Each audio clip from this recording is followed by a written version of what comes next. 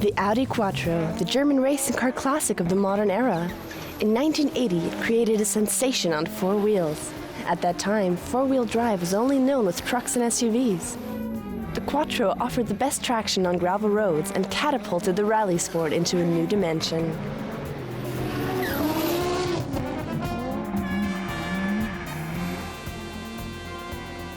People, thinking of four-wheel drive car that time, it was more or less Land Rover or something like that. And of course, even the Audi Quattro was, the coupe chassis and 5 seats and all that. But it was a turbo engine, 200 horsepower, quite quick car.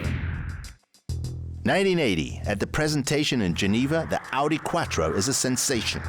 Angular, masculine, the body with wide fenders. In addition, a permanent all-wheel drive. And the 5-cylinder turbo with 200 horsepower gives the Quattro Principal a real push. The first production version of the Audi Quattro delivers 200 horsepower and manages a top speed at over 220 kilometers an hour. In 1981, Hanno Mikkola starts with the rally version at the legendary Monte Carlo. He wins the first 6 special stages with a lead at over 6 minutes. The competition shocked. Then Mikkola gets caught on a bridge railing. But the rally world knows it's seen into the future of rallying. Also for Walter Röhrl, then an Opel driver, it's clear the all-wheel revolution is unstoppable. In the first instance, I see, which was already clear at the beginning of the year, that my opponent is a new technology, a new car, a four-wheel drive car that points the way to the future, and I'll probably lose against this car.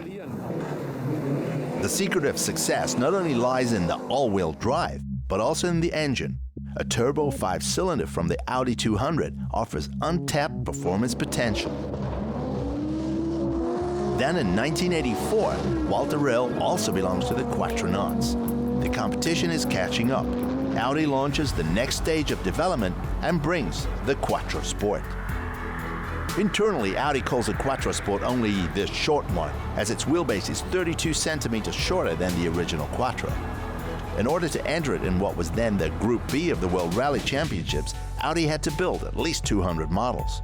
Today, the production version of the 306 horsepower Sport Quattro counts as a collector's item. Even more amazing is Walter Röhrl's first tour of duty at the Audi Quattro at the Monte Carlo Rally in 1984.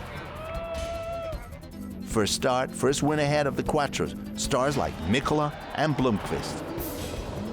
In the beginning, the defect devil still followed the Sport Quattro, and thus, at the end of the year, Stig Blomqvist wins the World Cup in the original Quattro.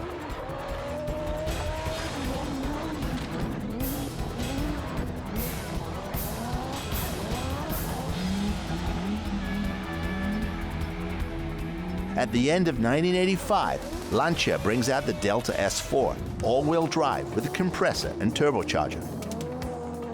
Audi counters with the S1, so-called the Monster, with nearly 500 horsepower. With its menacing looks and brutal sound, the S1 embodies the era of Group B vehicles more than any other car. The arms race in rally racing has reached its peak.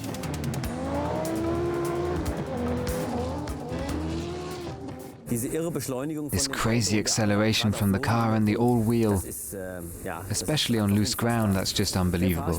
The driving fun, of course, lies in the acceleration, because with 600 horsepower, when the turbo begins to work and the car shoots off, that's pretty special. The Audi S1 is the wildest one from a crazy time, the culmination of the four-wheel revolution that Audi initiates into rallying. The brutal design and the overwhelming power draw drivers and fans more under its spell than any other rally car. Audi goes to the limits of what is possible with the S1.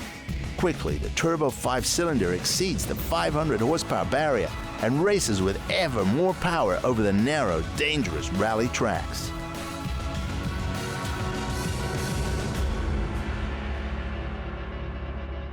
Du brauchst einfach diese You just need that certain premonition. It must all happen in advance.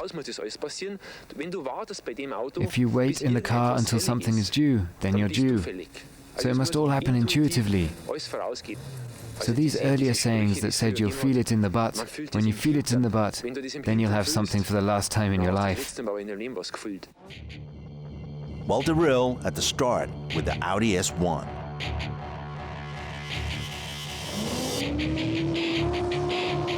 When Röhrl accelerates, then man and machine are one. Then the pedals dance, then the wheels dance, and Audi's interpretation of Group B regulations probably drove the best rally driver of all time through no man's land of physics, beyond time and space.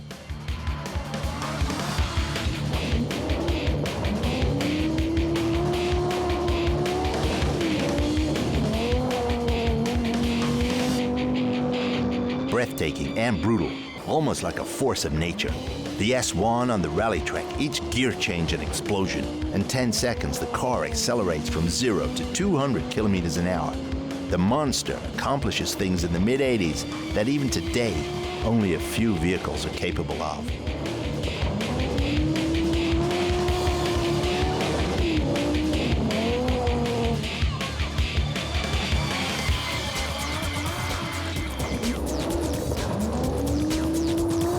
Stig Blomqvist, the World Rally Champion in 1984, remembers the S1 and the reactions of the rally fans. I think because, first of all, I think the speed was quite impressive with the car, and then the sound was fantastic. And the turbo popping and banging a bit, and all the noise from that, I think that makes people very keen about the car. Röhrl achieved the only victory with the S1 in 1985. In late 1986, after several fatal accidents, the FIA banned Group B. But Audi doesn't mothball the S1. The 4,300-meter high Pikes Peak in Colorado calls. At that time, I went to America to do my job. Afterwards, I said, thank God for that. It was a very important part of my life. You have to have experienced that one drives up a gravel road at 220. From the road edge, it goes off like a table without anything. 400, 500 meters into the void with a car that has more than 600 horsepower. And so, in 1987, Walter Röhrl starts one last time with the Audi Sport Quattro S1 in the wild at Pikes Peak. And in the meantime, the S1 now delivers 600 horsepower and weighs 1 ton. It is one of Röhrl's perfect drives, flawless, incredibly fast, and with dreamlike safety, always close to the abyss. A ride through 157 twists and turns that goes into the history books. Walter Röhrl and the S1 win sovereign and are the first to break the legendary 11-minute barrier at Pikes Peak. The triumph of Quattro drive brings with the original 1980 Quattro a stroke of genius on wheels, a car without an example to work from that has long since become an example.